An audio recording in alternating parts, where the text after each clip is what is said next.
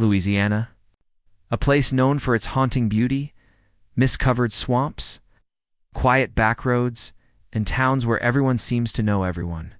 But beneath that charm lies a darkness few ever truly understand. For over a decade, a silent predator walked among these communities, unnoticed, unchallenged, and unmasked.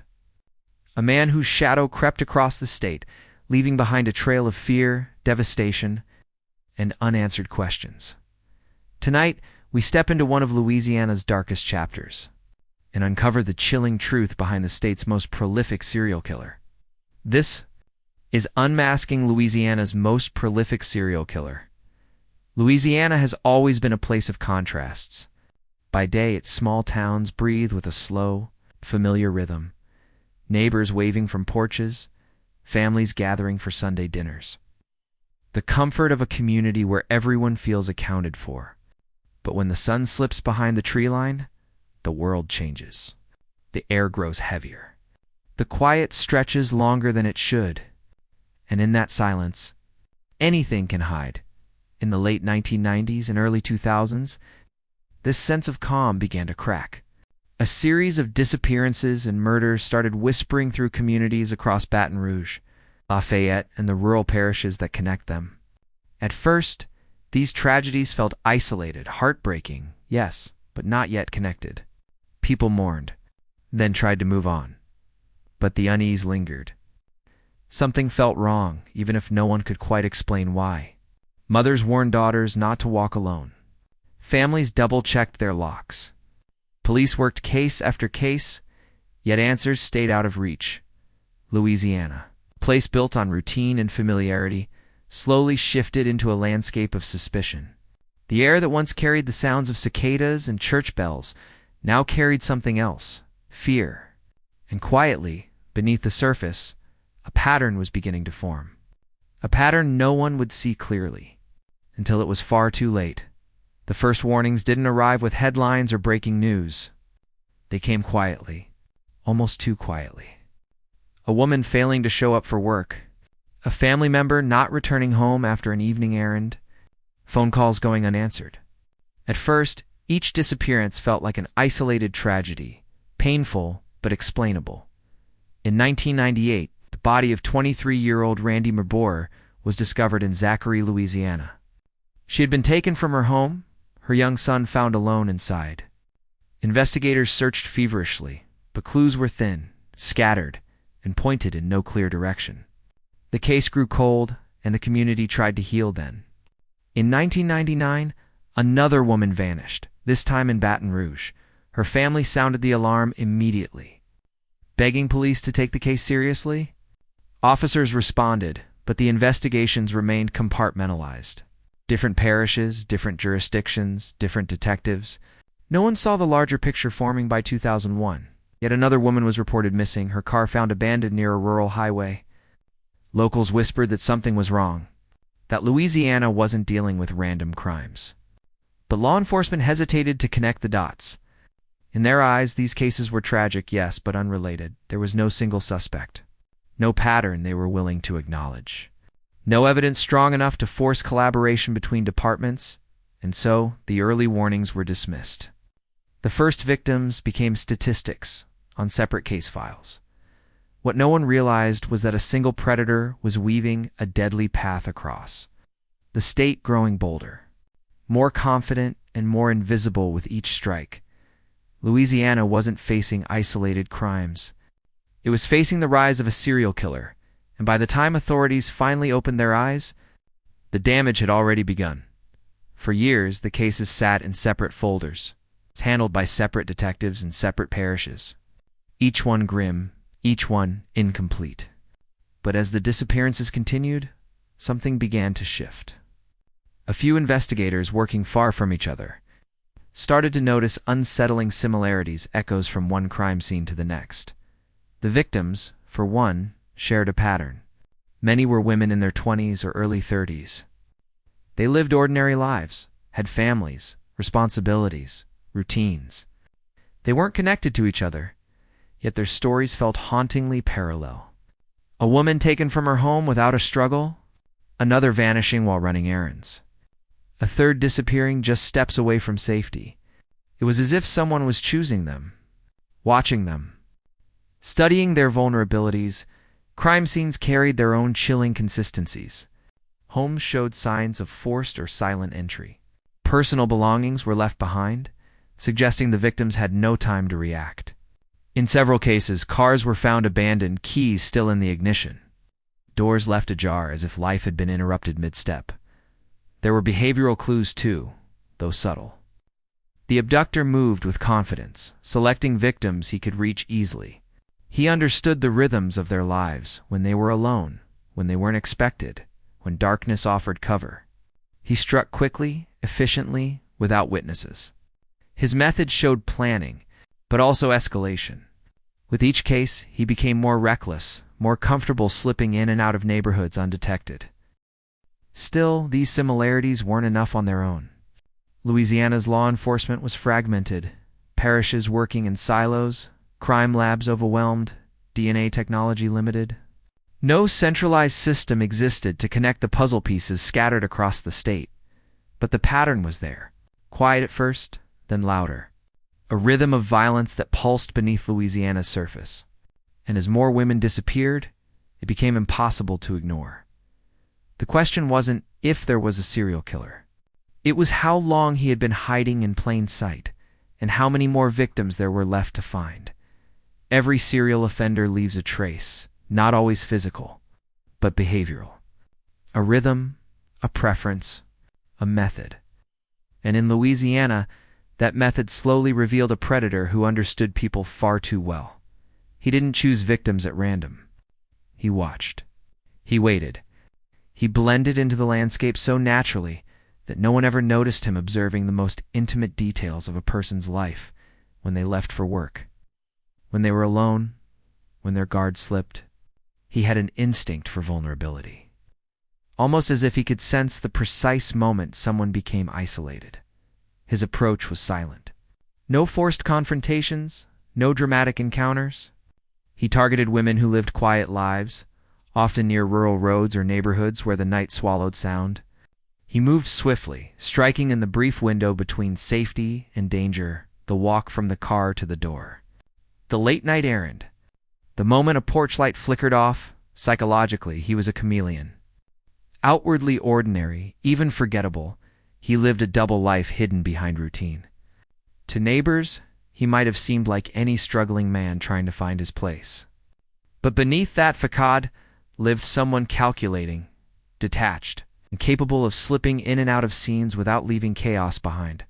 His signature was subtle, but unmistakable. A clean exit. Minimal struggle. Victims removed from the scene quickly, efficiently, almost professionally, as if he rehearsed every move in his mind long before acting. He avoided unnecessary risks and left behind little more than questions that haunted investigators. Long after each case went cold, but even the most meticulous killers eventually reveal themselves. Because with time, confidence grows. And with confidence comes mistakes. Louisiana's most prolific predator believed he could walk through communities unnoticed forever. He didn't yet realize that the same patterns he relied on to hunt would one day be the very patterns that exposed him. For investigators, the hunt for answers became a maze of dead ends, wrong turns, and missed opportunities.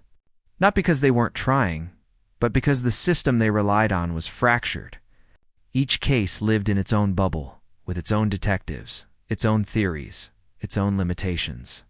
And while a predator moved freely across parish lines, law enforcement remained confined within them. One of the biggest setbacks came from misidentification. Early profiles and witness descriptions pointed police in the wrong direction, toward the idea of a white suspect. Composite sketches were circulated, tips poured in, and entire investigations shifted toward this assumption.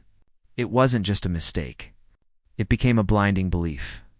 Leads that didn't fit the profile were brushed aside. Suspects who didn't match were ignored. And the real killer used that misconception as cover, slipping through the cracks with ease. DNA. The tool that should have exposed him early only added to the confusion. At the time, forensic testing was slower, less advanced, and nowhere near as interconnected as it is today. Samples sat in backlogs. Labs struggled with contamination concerns, and because jurisdictions weren't sharing information, DNA from one crime scene rarely made it to the hands of those investigating another. The science that could have tied everything together remained scattered, just like the cases themselves. Meanwhile, community grew restless. With each new disappearance, trust began to erode. Families demanded answers that never came. Neighborhood meetings grew heated as residents questioned why so many women were going missing, and why no one seemed able to stop it. Rumors spread faster than facts. Fear settled into daily life like humidity in the Louisiana air. Police tried to calm the public, assuring them that progress was being made. But behind closed doors, frustration mounted.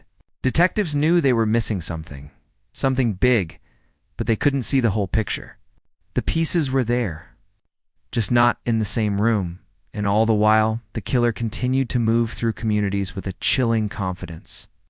Because he knew the truth long before authorities did. Louisiana's investigation wasn't broken in one place. It was broken everywhere.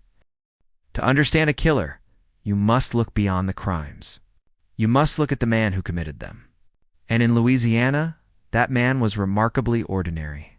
On the surface, a neighbor, a coworker, someone who could sit at a barbecue or wave hello on the street and never arouse suspicion.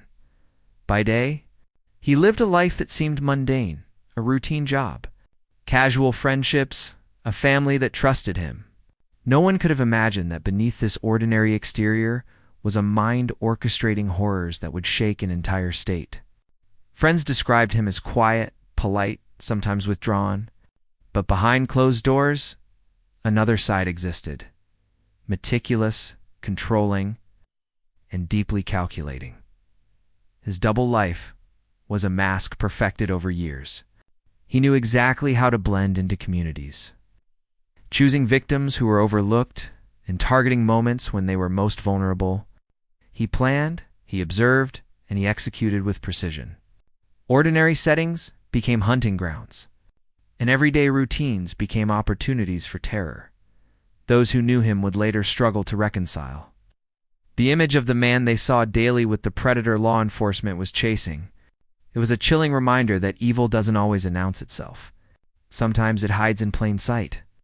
Wearing the face of normalcy while leaving devastation in its wake, Louisiana's most prolific killer was not an outcast.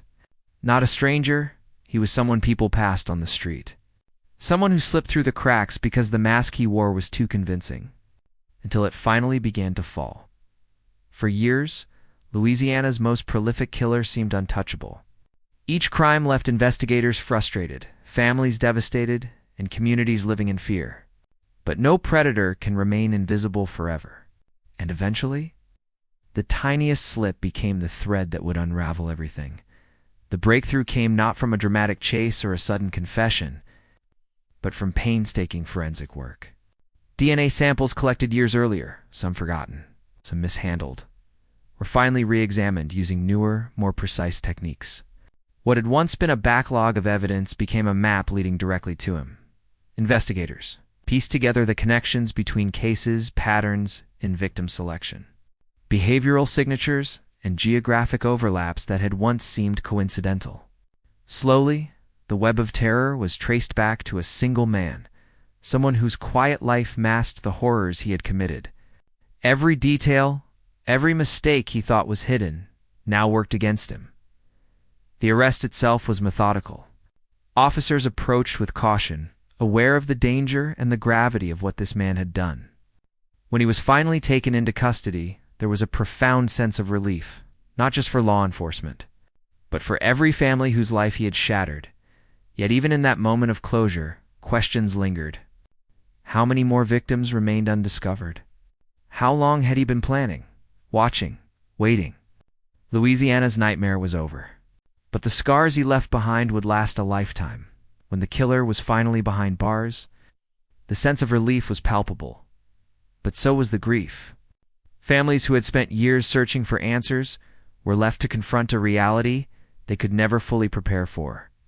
Memories of lost loved ones, the what-ifs, in the haunting absence at birthdays. Holidays and everyday moments became an unshakable weight. Law enforcement faced scrutiny, too. Questions were raised about missed opportunities, fragmented investigations, and the systemic flaws that had allowed one man to terrorize entire communities for so long. But out of this tragedy came change. Police departments began to collaborate across parish lines. Databases were connected. Protocols were restructured to prevent such failures from happening again. The lessons were harsh but necessary. Yet even with justice served, Louisiana remains haunted by the questions that linger. How many victims were never found? How many lives were forever altered in silence? The legacy of fear, loss, and resilience persists, a reminder that evil can exist quietly, and the human spirit must remain vigilant. Even after the killer was captured, the shadows he cast did not vanish. Behind every solved case lies the unsettling possibility of the unknown victims who may never be found. Stories that may never be told. Families continue to search. Communities remain wary. And the unanswered questions hang in the air like a storm waiting to break. We may know the face of Louisiana's most prolific serial killer, but we may never fully understand the scope of his crimes. Each disappearance, each life taken, serves as a stark reminder that evil can hide in plain sight, and sometimes justice can only reach so far.